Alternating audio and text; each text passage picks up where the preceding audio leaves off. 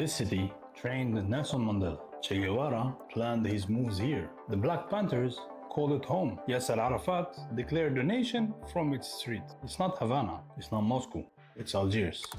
This moment of national independence for the people of Algeria, the creation of a great new state, represents the devoted and courageous work of the Algerian people and their leaders, stretching over many years. I congratulate them. Alright guys, so here's a crazy story that many Algerians don't know, let alone people that are not Algerians. Algiers wasn't just a city back in the day. It was the ultimate hideout for people fighting for freedom. Rebels, leaders, and dreamers from all over the world came to Algiers. This is how Algiers became the heart of many revolutions in the world. If that sounds interesting, stay with me. Algeria was under French rule. We all know that, I already talked about that. Algerians had no rights, no land, and no freedom. It was rough, and they had to fight back, which they did.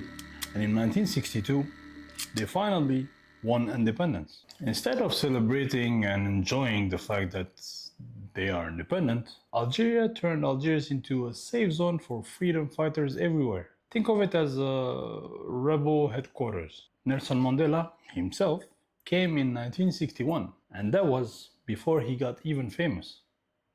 The Algerian army trained him, gave him tools, and shaped him into the leader who ended apartheid. He said, "Algeria made me a man." I'm not exaggerating, guys. Just listen. Algeria is my country. I do not know whether you are aware that I was the first South African to be given military training in Algeria. I went back home feeling that I was a man. But he wasn't the only great leader that came. Che Guevara came too. Fresh from Cuba's revolution, he met Algeria's first president, Ahmed Ben Bella, and they planned how to fight big powers. Che was preparing to help rebels in Congo and Angola, learning tricks from Algeria, and he came to get FLN support, just in case. Bestias fueron las hordas hitleristas, como bestias son los norteamericanos hoy, como bestias son los paracaidistas belgas, como bestias fueron los imperialistas franceses en Argelia. African leaders showed up too. All were fighting, or most of them were fighting, Portuguese colonial rule. For example, Amílcar Cabral led the PAIGC to free Guinea-Bissau and Cape Verde. He even called Algeria the Mecca of Revolutionaries. Agostinho Neto ran Angola's MPLA, planning their freedom fight here. Samora Machel led Mozambique Frelimo, getting weapons and training in Algiers. It was like a rebel school, except you learned how to free your people.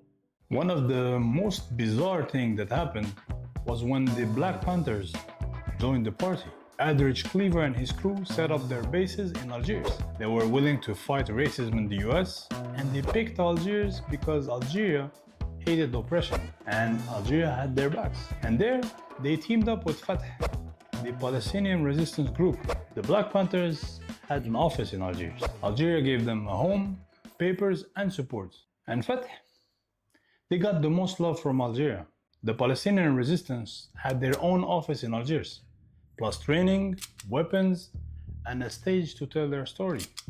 And let me tell you something. In 1988, Yasser Arafat stood in Algiers and declared the state of Palestine for the first time in history.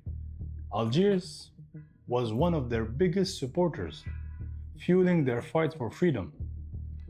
Latin American rebels showed up too. Uruguay's Tupamaros, led by Raúl Sendich, and future President José Mujica came to Algiers for training and support. Argentina's Montoneros also trained here, battling their country's military regime with bold attack. Algiers was their launchpad, if you will. فالجزائر اليوم قد ارتقت في دورها وفي مسؤولياتها الوطنية والقومية والدولية إلى مستوى رفيع حاز على تأييد واحترام دول العالم بأجمعها.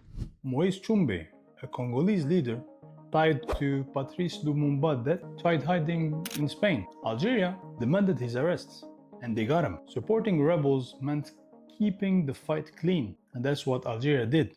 In 1973, Algiers hosted the Non-Aligned Movement Summit.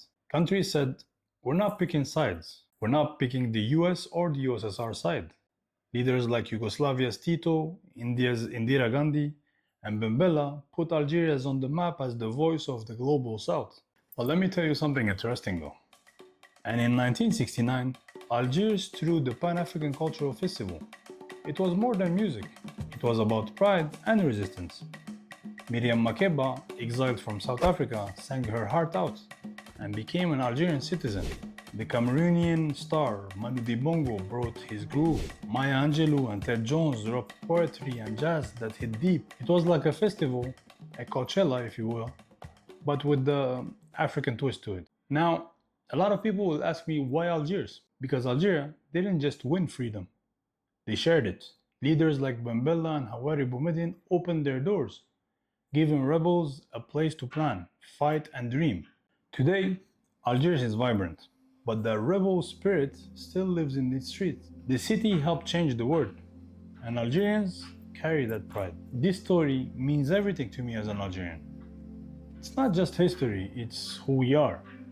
We helped people from South Africa to Palestine to America fight for their rights, and that's an honor.